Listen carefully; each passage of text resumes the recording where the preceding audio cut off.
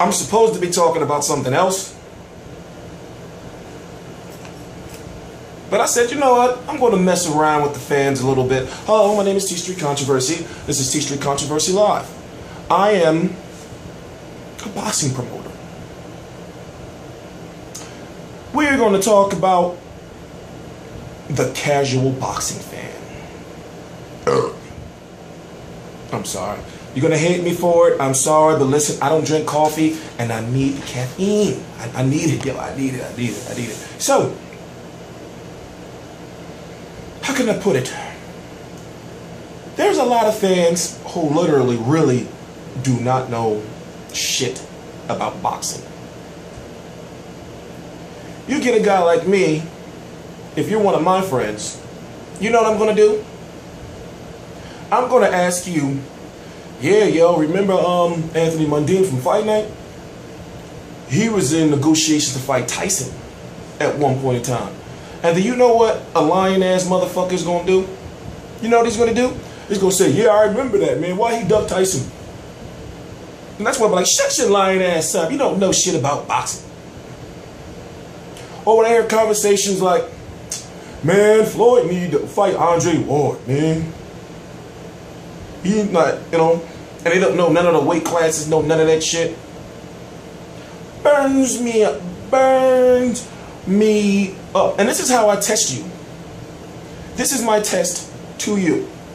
If you're a boxing fan and you supposedly know more than me, then on Wednesday, November the 12th, 2014, if you're on the East Coast, I want you to wake your ass up or stay up to 3:30 in the morning and watch the card of Anthony Chuck Mundine of Australia versus Sergey Rabchenko.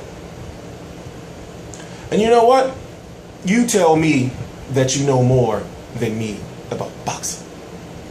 You tell me that you're more passionate than me about boxing. I'm going to get here. Actually, I'm going to be here. You know, I'm probably going to play Call of Duty or something, you know, keep myself up. You know, dog. Then I'm going to go through hell and high water to try to be able to even watch the fight. But I'm going to get it done, Lord knows. I'm going to get it done. Remember, I'm in the United States.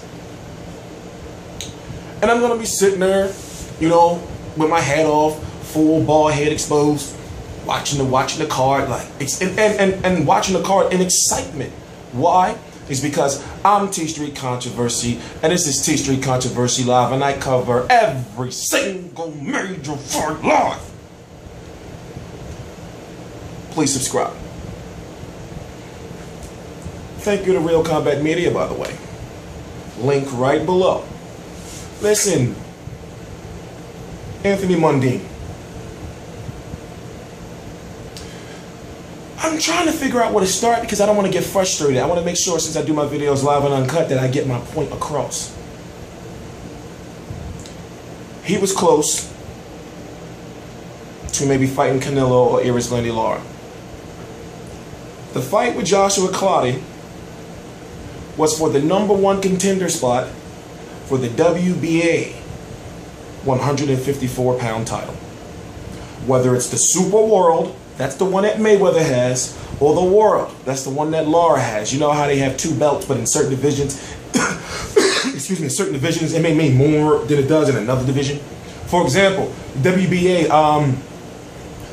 WBA belt, the second belt, don't matter in the 147-pound division. That's the one that Keith Thurman has. And remember, Floyd got the regular WBA Super World from Marcos Maidana. You see, but then when it comes to Erislandy Lara, he's basically recognized as the 154-pound WBA champion, even though Floyd Mayweather has the WBA, you know? You get what I'm saying? So Carl Froch has the WBA World, but he's now recognized as the WBA champion because Andre Ward doesn't fight, and Andre Ward is the WBA Super World.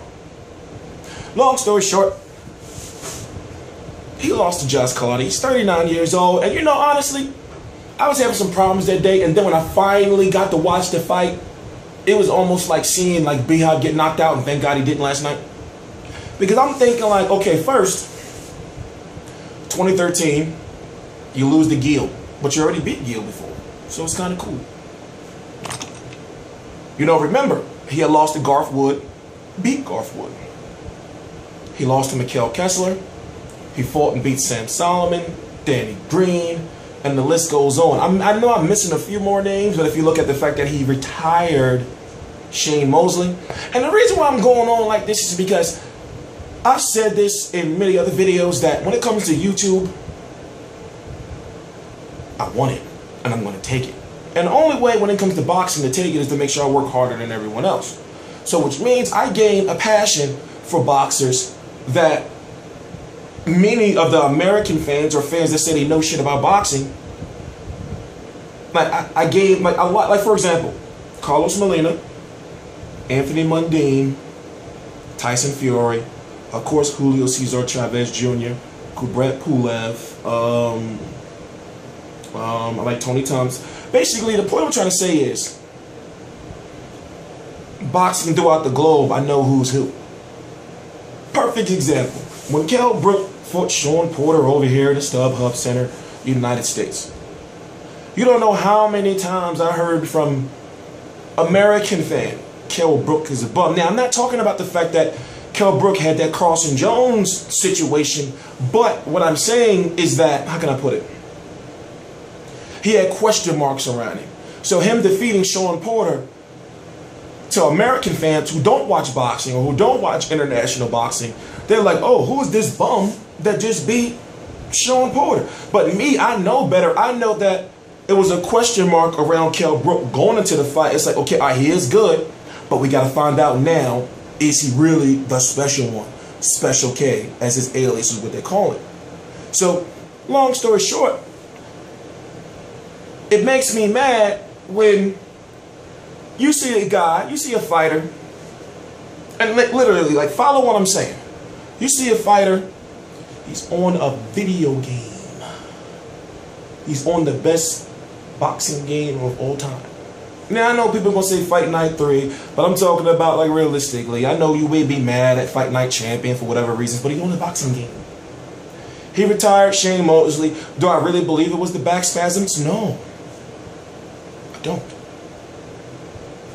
He fought Gunnar Jackson, then went to fight Joshua Clottey. Now, there was a question mark around Clottey because no one had seen him for quite some time, even though he had an untelevised bout earlier in the year, if I'm correct, maybe two. I'm not sure. I'm talking about after he disappeared after Pacquiao. He basically fell off. But he had his own motivation as far as when it comes to what that fight was for. Once again, Mundine, it was for a title shot. So, you know, I'm going to leave that alone. Let me move on and say this. He's fighting Sergey Radchenko, 25-0, 18 knockouts, Hatton Promotions fighter, Russian. I'm not sure if he's exact Russian descent. I'll let you know that in a couple of days. But he's good, but I see flaws in his game, and I don't see the heart there, if that makes sense. You know, maybe because he's a foreign fighter and I don't know what the hell he be saying. Maybe, but I just don't feel that he has, like, the fire. You know, I don't feel like, because you got a guy who's like Mundine. He's 39 years old. He knows he cannot take a defeat right now, and he knows that he's been put into a situation where, oh shit, you can get another title shot. So listen to what I'm saying. In the last two fights, and I'm talking about in his last two fights, against Clottey, he was up for a title shot, and then against Radchenko, he's up for a title shot. So in my opinion, that really makes me think you're doing something right. And he hasn't really significantly lost since Mikhail Kessler in 2005, and then when it comes to Joshua Clottey. No, I'm talking about lost to somebody that he hasn't defeated before. That's what I'm saying, even though he got knocked out by Garth Wood. That's what I'm saying. So, I think to myself, you know, just so happens I was at the fight last night. You got a guy like Bernard Hopkins. Look how many times people thought he was done.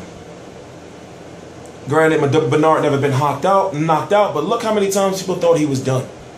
You get me? But all I want, honestly, is I want somebody. Now, I know it's going to cost a lot of money, and it may be a bad investment at the beginning, but it's one of those things that 5-10 years down the line, somebody's going to make it big if they stick with it. Like, we need an international boxing channel.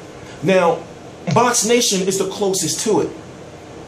So Box Nation would have to make a deal with the networks in the United States that they'll show all their fights, but then when it comes to our fights, you know, as far as HBO, Showtime, ESPN, NBC Sports, you know, things Fox Sports, that it's sometimes a blackout to whereas and while those fights are in the United States, I'm not going to get into all that. I'm just going to keep it to what I'm saying is this fight means a whole lot more than fans know about. The WB Silver 154-pound title is on the line. Gennady Gennadievich Golovkin has the WBA Silver 160-pound title. Mundine's going for the Silver 154-pound title. You know why it's significant? Because Floyd Money Mayweather, 47-0, 26 knockouts, is the WBC 154-pound champion. If you really know anything about boxing, you would know that the WBC, Mauricio Sulaiman. Jose is the father. He passed away. You know, rest in peace. Yeah, Mauricio is the son. Yeah, he took a different approach to boxing. Maybe when his father was running things, he probably was looking like, okay, all right, but you know, Pop, like I really want to see the best fight the best. But as far as the WBC is concerned, the mandatories have been fighting the mandatories. So if you got that silver belt, you're going to get your title shot. Politics involved or not, or that shit's going to a fucking purse bid. So what I'm saying is, let me put it more into perspective.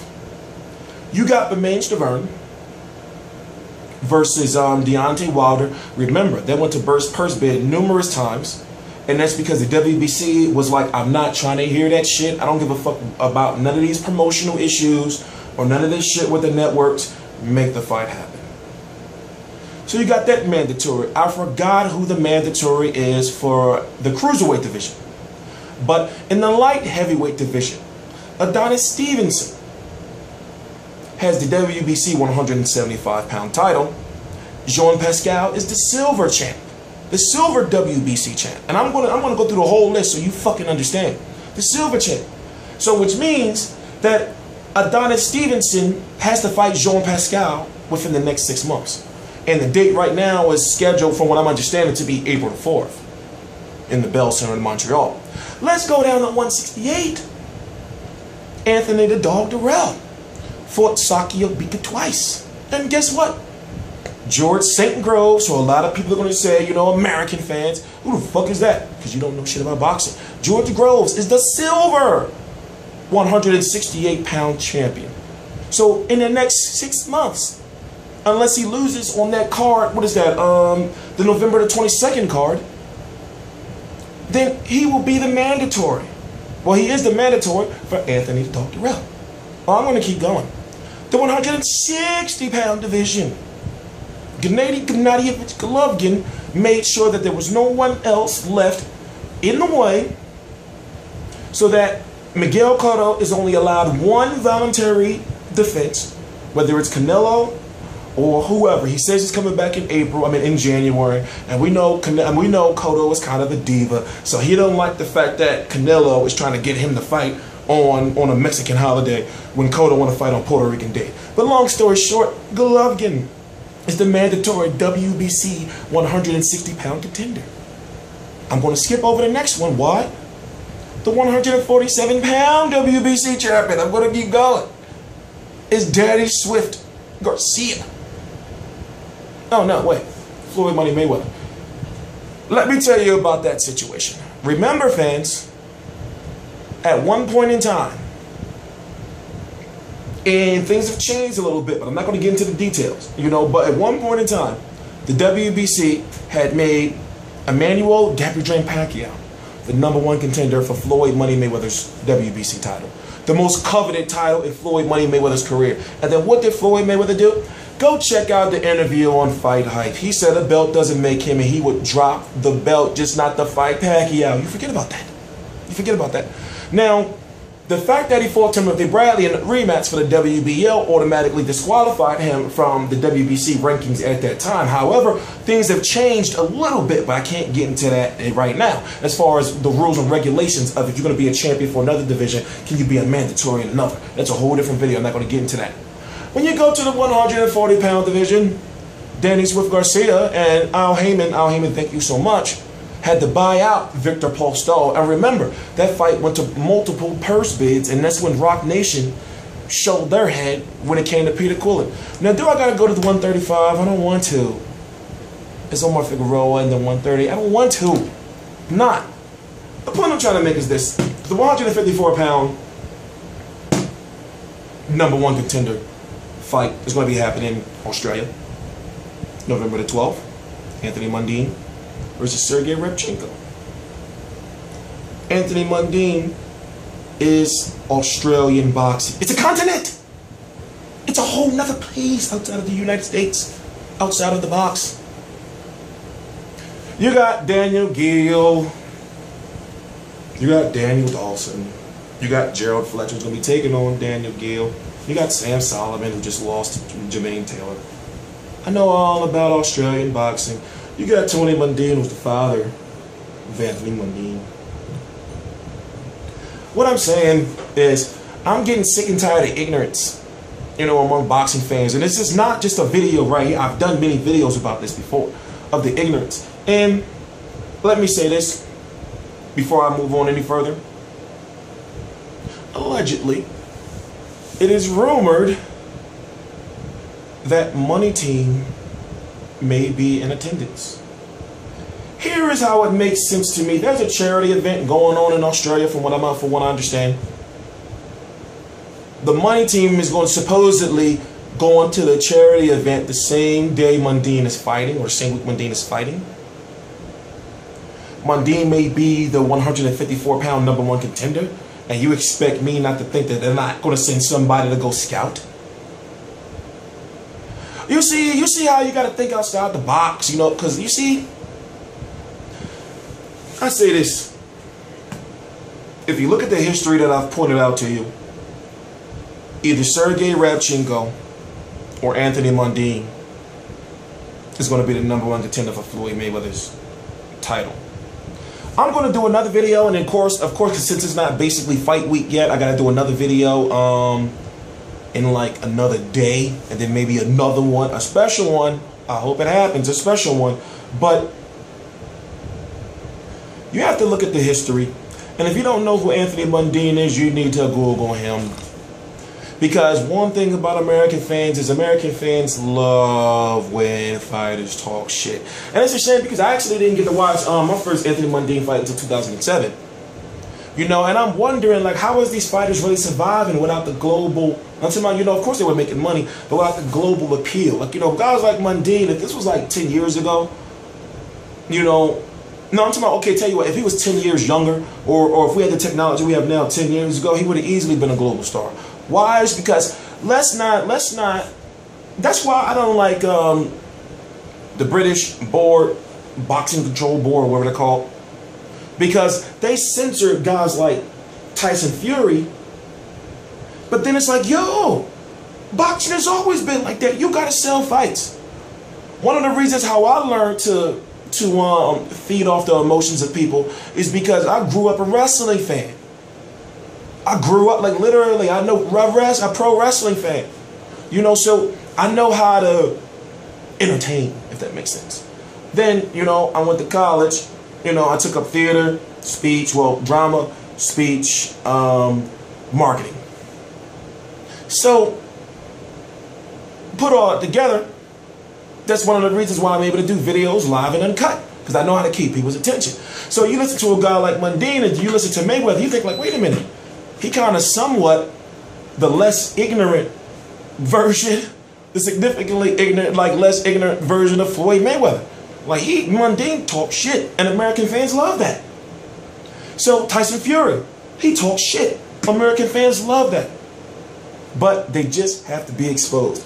And also, fans, we also have to really be honest with ourselves with what we want. We want the best to fight the best, but also we want all these titles to mean something. We want that if a guy earns a shot, he gets his shot. He's not ducked and all this. We want to make sure that happens. So, just because I'm not talking about, some of the big name guys and all that stuff, I'm talking about the guys you're supposed to know. Like when it comes to guys who are somewhat similar in Adrian Broner. Adrian Broner, you know, don't get me wrong, I'm a big Adrian Broner fan. You know, I'm a big Adrian Broner fan. But a lot of the reason why he's where he's at is because he can talk. Anthony Mundine is Australian boxing. He can talk. But all I said is this, I'm challenging you.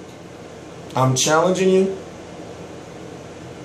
November the 12th, 2014, if you friend me on Facebook, we'll watch the fight together. Not together. But what I'm saying is, you know, honestly, like seriously, that shit gets frustrating sometimes. Because I think, like, how the fuck can't we watch these fights? But yet, you guys can watch our Adrian Broners and our Danny Garcias and, you know, the Golovkins and the Kovalevs and all that, but we can't watch your shit. Like, that's like, what the fuck is going on? I don't know. I'm T Street Controversy. This is T Street Controversy Live. I am an insomniac, and I cover boxing. Last night was a glorious, glorious night. Oh my God. I am going to be the first boxing promoter from YouTube. T Street Controversy, T Street Controversy Live.